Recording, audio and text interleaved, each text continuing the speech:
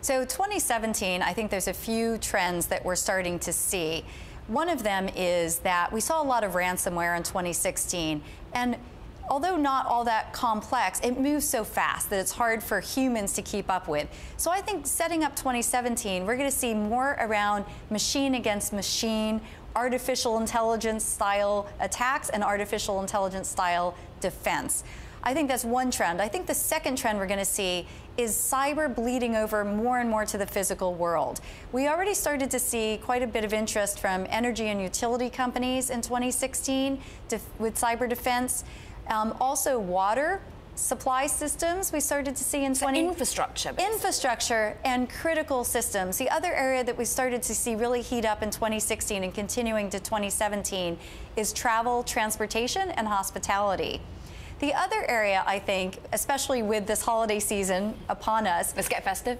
Gets festive. I think one of the big things we're going to see on everyone's Christmas list is going to be IoT devices. And we think of those as consumer, but they have a major impact in corporations as well. Whether it be the Amazon Echo or us walking into the company with the tile to GPS locate our phones. So hold on, there are companies are not quite getting this, the fact that you and I are so connected with our devices. I've got a Tile key ring, but it's also, you know, people are going to be getting new connected smartwatches. They're going to be getting connected coffee machines, for example. All of this is going to be in some way expose a company? That's right. It's, you know, everything's getting more and more connected, but when it comes to these type of devices, the traditional cybersecurity industry doesn't protect them. So it's usually, when you think about traditional cyber world, it's desktops, it's laptops, but not the IoT devices, because the manufacturers haven't gotten to the point yet where there's an accepted agent-based technology or antivirus on all of them.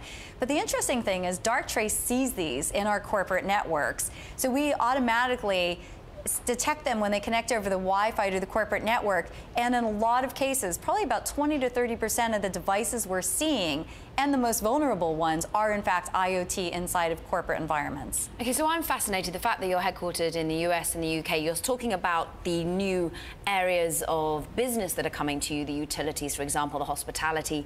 What about new countries? What about, who are the attacking countries? Can we even pigeonhole them in such a way? And who are the countries that want your help?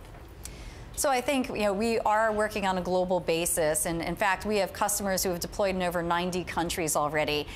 In terms of the attack sectors though and vectors, it's pretty consistent.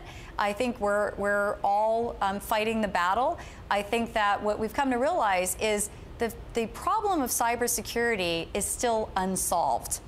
And I think until we have CEOs of companies on a global basis saying, I've got holes in my network, and maybe the attacker's already inside, and I need a different approach than trying to build a wall around the outside, or thinking we're smart enough to guess at what the next attack is, as attacks get more sophisticated, more targeted.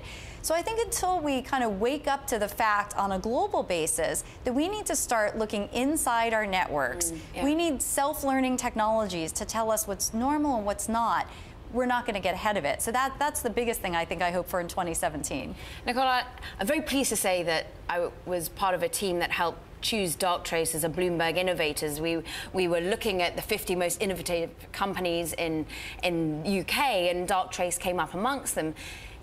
Who is therefore looking at your growth trajectory? I want to ask you as a Brit myself, I want to know what investors have you got? Are you looking at the IPO market? Because you're now worth, what, about $500 million?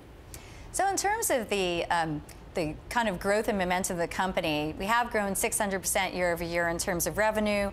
We have 350 employees now on a global basis. And in terms of the investors, we have raised $90 million to date. We have investors like KKR's Global Growth Fund. We have Summit. And we also have strategic investors like Samsung. And indeed, of course, the Japanese investor who's coming big into the US, SoftBank as well. That's right. SoftBank is a strategic investor of ours and really has helped us expand into Asia. So no IPO on the agenda? At this point, there's no IPO on the agenda. I have to say, we are helping so many companies get ahead of the cyber crisis, the cyber threats that they're facing. We're heads down just growing the business.